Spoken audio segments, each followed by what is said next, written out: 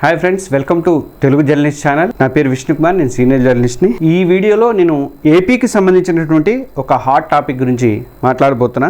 ఆంధ్రప్రదేశ్ రాజకీయాలు ఎప్పుడు కూడా ఆసక్తికరంగా నడుస్తాయి మొదటి నుంచి. ఇప్పుడు వైఎస్ జగన్మోహన్ రెడ్డి మళ్ళీ ఐపాక్ టీంతో కలిసి ఆయన ఒక కొత్త సర్వే స్ట్రాటజీ అనేది తీసుకొచ్చారు. అదే క్యూఆర్ కోడ్ సిస్టము. సరే, దీని మీద సోషల్ మీడియాలో జోరుగా ప్రచారం సాగుతుంది, మీమ్స్ నడుస్తున్నాయి. అట్లా రెండు రకాలుగా ఉన్నాయి. సపోర్ట్ ఉంది, కొంతమంది మీమ్స్తో ట్రోల్ కూడా చేస్తున్నారు. అయితే నిజంగా ఈ సర్వేలు అనేవి ఇప్పుడు అవసరమా, లేకపోతే ఇది రాజకీయ గేమ్లో భాగం, పొలిటికల్ గేమ్లో భాగమా అనుకోవాలి. అలాగే ఐపాక్ టీమ్ని ఎంతవరకు ఉపయోగపడుతుంది వైసీపీకి అన్నది కూడా నేను ఈ వీడియోలో డిస్కస్ చేయబోతున్నాను. Please subscribe our Telugu journalist channel.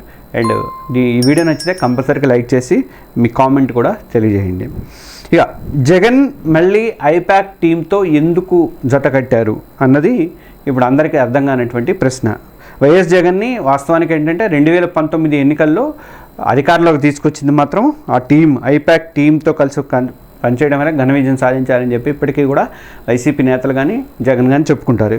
151 సీట్లతో వైసీపీ ఆంధ్రప్రదేశ్ అధికారం చేపట్టింది. అప్పట్లో ఐపాక్ అంటే Indian political action committee, Prashant Kishor స్థాపించినటువంటి ఈ ఒక పొలిటికల్ స్ట్రాటజీ కంపెనీ ఇది.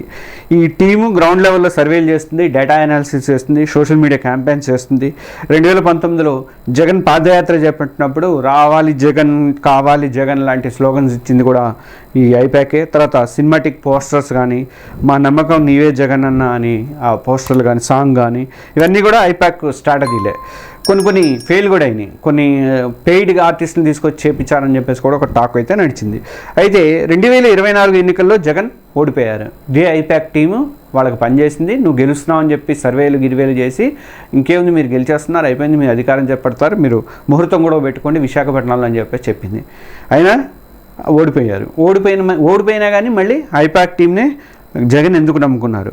ఎందుకంటే జనం మనసు తెలుసుకోవడానికి, ఫీల్డ్ లెవెల్లో డేటా సేకరించడానికి ఐపాక్ లాంటి టీము అవసరం అని చెప్పేసి ఆయన అనుకుంటున్నారు. వేరేవేవీ లేవు కాబట్టి ఐపాక్ అవసరం అనుకుంటున్నారు. సరే, ఇప్పుడు నడుస్తున్నటువంటి క్యూఆర్ కోడ్ సర్వే ఏంటి అంటే, ఇప్పుడు వైసీపీ తీసుకొచ్చినటువంటి కొత్త ఐడియా ఏంటి, రీకాలింగ్ చంద్రబాబు మేనిఫెస్టో అనేది ఈ క్యాంపెయిన్. ఇందులో భాగంగా ఒక క్యూఆర్ కోడ్ని స్కాన్ చేస్తే కూటమి ప్రభుత్వం ఎన్నికల మేనిఫెస్టో గురించి జనం తమ అభిప్రాయాలు చెప్పడానికి ఒక అవకాశం అనేది దీంట్లో ఉంటుంది. ఈ సర్వే ద్వారా కూటమి ప్రభుత్వం ఇచ్చినటువంటి హామీలు అమలయ్యాయా లేదా తెలుసుకోవాలని చెప్పేసి జగన్ ఒక ఐడియా వేశారన్నమాట. ఇలాంటి వాతావరణం మధ్య మనం ఈ కార్యక్రమం లాంచ్ చేస్తూ ఉన్నాం. రీకాలింగ్ చంద్రబాబుస్ మేనిఫెస్టో, చంద్రబాబు మేనిఫెస్టోను గుర్తు తెచ్చుకోవడం అన్న ఈ కార్యక్రమాన్ని మనం లాంచ్ చేస్తూ ఉన్నాం. ఈ క్యూఆర్ కోడ్ను ఇలా స్కాన్ చేస్తారు. స్కాన్ చేస్తేనే ఆటోమేటిక్లీ చంద్రబాబు నాయుడు గారి మేనిఫెస్టో దాంట్లో నుంచి బయటకు వస్తుంది.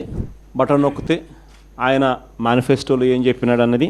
చంద్రబాబు నాయుడు గారి బాండ్స్, గతంలో ప్రజలకు ఇచ్చిన బాండ్స్ శాంపుల్ కాపీలు, 3-4 శాంపుల్ కాపీస్ గతంలో ఆయన ఏమి ఇచ్చినట్టు అవి కూడా క్యూఆర్ కోడ్ డౌన్లోడ్ చేసుకుంటే ఒక బటన్ నొక్కితే మేనిఫెస్టో వస్తుంది, ఇంకో బటన్ దాంట్లో నొక్కితే బాండ్స్ వస్తాయి, మూడో బటన్ నొక్కితే ఆ బాండ్ల ద్వారా ప్రజలకు, అంటే ఆ కుటుంబానికి ప్రతి ఏటా రావాల్సిన సొమ్ము ఎంత, నష్టపోయిన సొమ్ము ఎంత, లాస్ట్ ఇయర్ ఎంత నష్టపోయినారు, ఈ సంవత్సరం ఎంత నష్టపోయినారు అనే వివరాలు కూడా వస్తాయి. ఈ క్యాంపెయిన్ ఐపాక్ టీమే డిజైన్ చేసింది.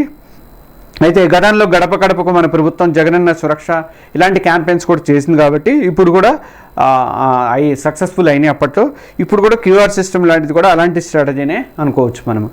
సోషల్ మీడియాలో మీమ్స్ మాత్రం హల్చల్ చేస్తున్నాయి. ఈ క్యూఆర్ కోడ్ సర్వే గురించి సోషల్ మీడియాలో చాలా ట్రోలింగ్ అనేది జరుగుతుంది. ఎందుకంటే ఈ రోజుల్లో సైబర్ క్రైమ్స్ భయంతో జనం క్యూఆర్ కోడ్లు స్కాన్ చేయాలంటే భయపడుతున్నారు కాబట్టి ఇది సర్వేనా లేక డేటా చోరియా అని చెప్పేసి కామెంట్స్ అయితే వస్తున్నాయి. కొందరు డౌట్స్ వ్యక్తం చేస్తున్నారు.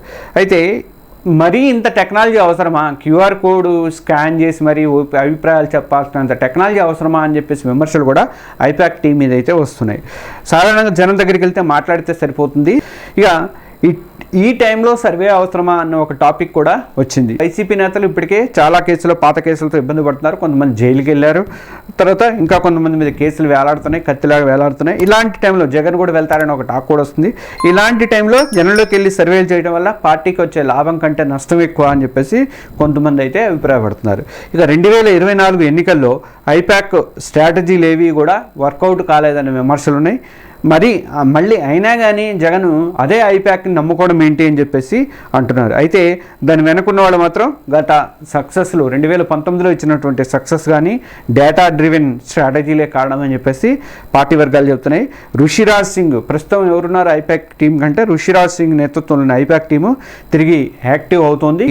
ఎన్నికల నాటికి నుంచి నా ఎన్నికల కోసం అని చెప్పేసి ఇప్పటి నుంచే ప్రిపరేషన్ అనేది స్టార్ట్ చేసిందని చెప్పేసి అంటున్నారు. అందుకే అందులో భాగంగానే ఈ క్యూఆర్ కోడ్ సిస్టమ్ అనమాట. ఇక ఐప్యాక్ టీము 2019లో అద్భుతమైన స్ట్రాటజీతో జగన్కి అధికారం తెచ్చిపెట్టింది.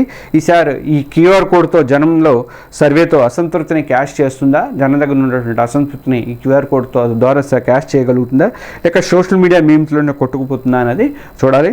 మీరు ఈ సర్వే గురించి ఏమనుకుంటున్నారు? ఐప్యాక్ టీం జగన్ అధికారంలోకి తెచ్చే అవకాశం ఉన్నాయని మీరు అనుకుంటున్నారా? కామెంట్స్ రూపంలో చెప్పండి. ఈ వీడియో చూసిన మీ అందరికీ కూడా ధన్యవాదాలు. దయచేసి మన ఛానల్ తెలుగు జర్నలిస్ట్ ఛానల్ని సబ్స్క్రైబ్ చేసుకోండి, బెల్ ఐకాన్ ప్రెస్ చేయండి. అలాగే ఈ వీడియో నచ్చితే కంపల్సరీగా ఒక లైక్ చేసి మీ ఫ్రెండ్స్కి ఇతర సోషల్ మీడియా గ్రూపుల్లో కూడా షేర్ చేయండి. Thank you.